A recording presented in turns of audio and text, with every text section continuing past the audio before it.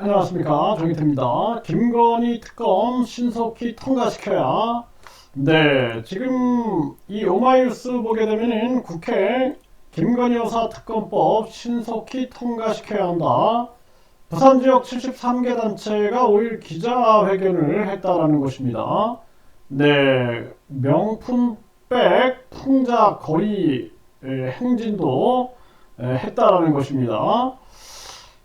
지금 이 김 여사의 주가 조작 의혹, 윤 대통령 처남의 문서 위조 혐의, 장모의 사문서 위조 행사, 양평고속도로 논란 등을 잇따라 거론해온 이 부산운동본부가 사태가 이런데도 대통령의 사과와 반성이 나오지 않고 있다는 거죠. 네, 특검법 도입의 필요성을 강조하고 있다는 것입니다.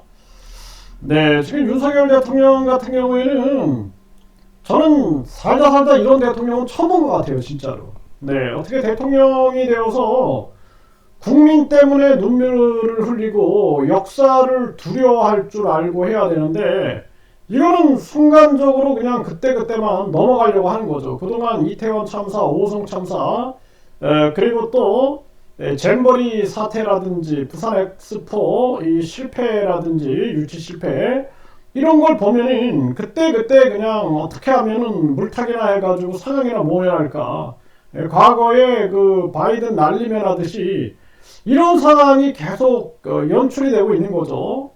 참 가슴 아픈 현실이 아닐 수가 없어요. 그래서 이번에 김건희 특검은 신속히 통과시켜야 됩니다. 그리고 뭐 이런 얘기를 하면은 또 뭐 공산당이다 뭐 이런 얘기를 하는 사람들이 있는데, 김정은이 저놈 같은 경우에는 아주 강력하게 북한의 민주화와 인권을 세계에 외치면서 계속 북한의 실상을 알리는 거 굉장히 중요하고, 지금도 그 김주의 그 어린 나이를 또 세습하려고 하고 있죠.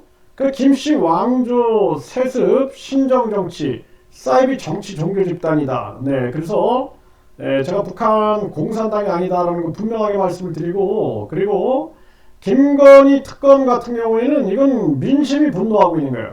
김건희 특검 얘기하면 공산당으로 몰아버리면 대한민국 국민들 60% 이상을 다 빨갱이로 모는 겁니다. 그거는 그런 행위는 하지 말고 냉철하게 판단해야 된다는 거예요. 냉철하게. 그래서 김건희 특검은 신속히 통과돼야 되고, 모든 의혹을 명백히 밝혀야 되고, 지금 대한민국 경제와 민생이 파탄났는데 이 무능한 윤석열이 준비도 안 된 상황에서 대통령이 되면서 국민들이 이렇게 고통 속에 빠져 있는 거고, 그리고 김건희라는 사람이 명품 쇼핑 그 논란 때문에도 해외 나가서 국민들이 아주 분노했죠. 이번에도 또 명품백 논란이 나오고 있는데 부적절합니다. 부적절해요. 네, 부적절하고, 대한민국 영부인이면 정말 고통받는 국민들을 위해서 매일매일 눈물을 흘려도 부족한 판국이고, 윤석열 대통령 되자마자 국민 고통을 외면하고 대통령실을 옮긴다고 난리를 치고 국민 세금을 펑펑 쓰지 않았습니까? 이것도 조사를 해야 돼요. 이것도 진짜 너무 힘든 시간을 국민들이 보내고 있는 거예요. 그리고 국민들이 지금 뭐 좌파 우파 떠들 거 없습니다.